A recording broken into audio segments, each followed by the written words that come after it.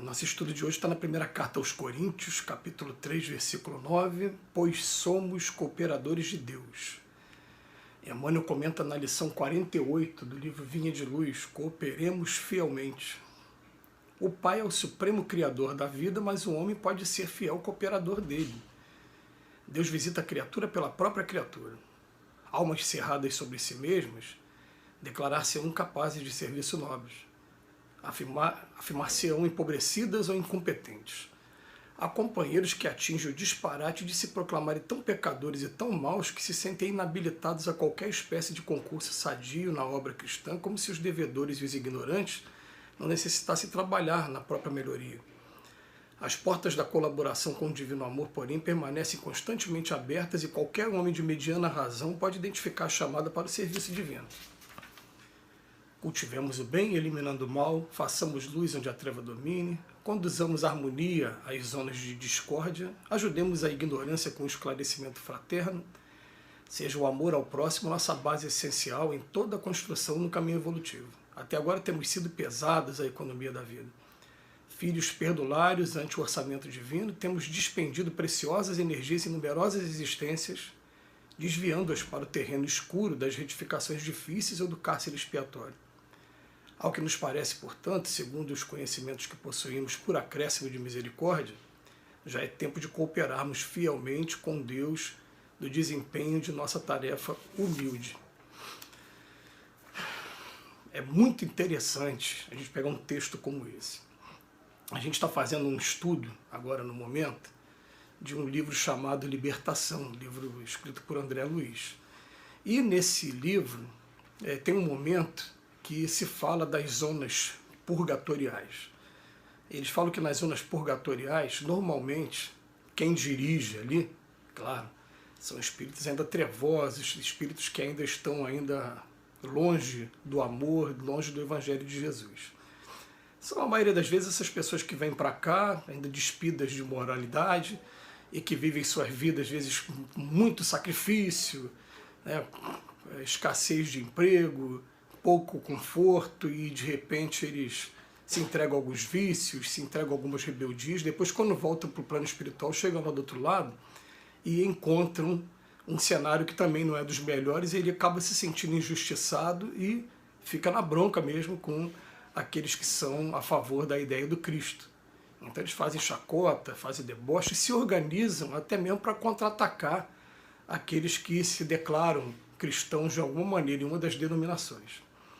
E o que acontece? Aí foi dito no livro Libertação que você não pode colocar uma região purgatorial, normalmente, na mão de um anjo, de um espírito que seja bom para a gente, porque a mensagem não vai acabar surtindo tanto efeito. Então, eles deixam que a providência divina acaba deixando o mal tendo contato com o mal para que nessa experiência descubra o quanto é mal e resolva tomar um outro caminho diferente.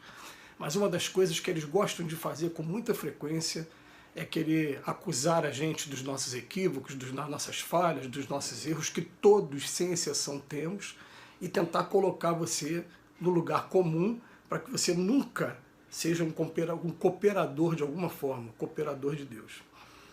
E a gente fica vendo os exemplos evangélicos, acho que dentro dos exemplos evangélicos, aí sem dúvida nenhuma, acho que o maior deles acaba sendo Paulo de Tarso nesse ponto, que o Paulo de Tarso, muito apaixonado pela lei mosaica, tirou a vida de vários cristãos primitivos, entre eles Estevão, né? E depois, quando se converte ao cristianismo por ter tido contato direto com Cristo na estrada de Damasco, ter ficado cego, né? E depois de ter ficado 3 anos revendo todos os seus valores, ele começa a mostrar para a gente, né, como é possível sim, cada um de nós, a gente fazer essa reforma. Agora, a reforma não é fácil, né? E é interessante que o que queres que eu faça, quando ele falou para Jesus, ele falou, não vai ser fácil, mas nós estaremos contigo.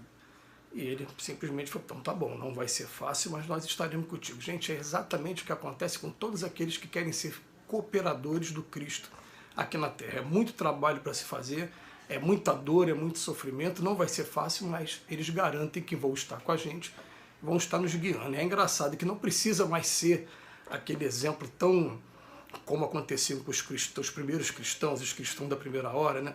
Como está relatado no livro de Atos.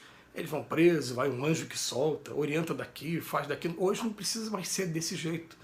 Hoje o que a gente tem que fazer é escolher um local para estar prestando esse serviço, e nesse local estar oferecendo um serviço que seja uma necessidade da comunidade em que a gente está inserido, e ao mesmo tempo para aquelas pessoas que nos procurem também terem acesso à Boa Nova, como acontecia com os cristãos primitivos. Era exatamente isso.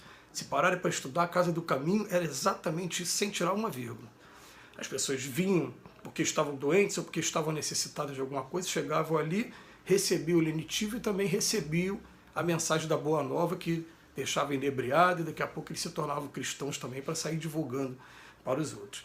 Mas estavam sendo cooperadores. E outra coisa, né? Quando a gente vai falar de cooperadores, a gente tem que pensar que o cooperador não precisa estar ligado a uma instituição religiosa, nada disso. Às vezes o cooperador, ele escolhe uma tarefa e ele vai ser cooperador no hospital, vai ser cooperador com morador de rua, vai ser cooperador nos presídios, vai ser cooperador com uma determinada classe de alunos.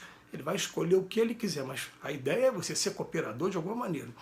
E quando você fala cooperador, está se falando em alguma coisa a mais, está se falando em alguma coisa que sai daquela coisa de você só ter a sua obrigação como pai, como mãe, como filho, e você, sem deixar de lado as responsabilidades com essas funções, você também está cooperando em outras atividades. E a gente vai perceber o seguinte: essas outras atividades, elas vão fortalecendo a gente e nos preparando também para a gente lidar com as dificuldades com a nossa família, com aqueles que estão mais próximos de cada um de nós. Então ele veio falar aqui pra gente, né? O pai é o supremo criador da vida, mas o homem pode ser o fiel cooperador dele. Mas o problema é que tem um montão de alma que se declara incapaz de serviço nobre, porque esses que estão nessas regiões umbralinas que eu falei no início, estão aqui, ó, tentando botar na nossa cabeça: você é imperfeito, para com isso. Nada, vamos aproveitar a vida. Vamos voltar para as baladas, vamos voltar para a sexolatria, vamos voltar para o uso de bebidas, vamos voltar, né? E a gente sabe que, né, nem tudo me é lícito, nem tudo me convém. Falta de medida revela o incapaz. A gente sabe que não tem nada a ver, ou nada de mal no sexo, o problema é a sexolatria, né? E a gente sabe também, né, que tem algumas substâncias que elas vão sendo consumidas com moderação e não vão trazer nenhuma dificuldade para a gente no estágio evolutivo que a gente se encontra também não, né?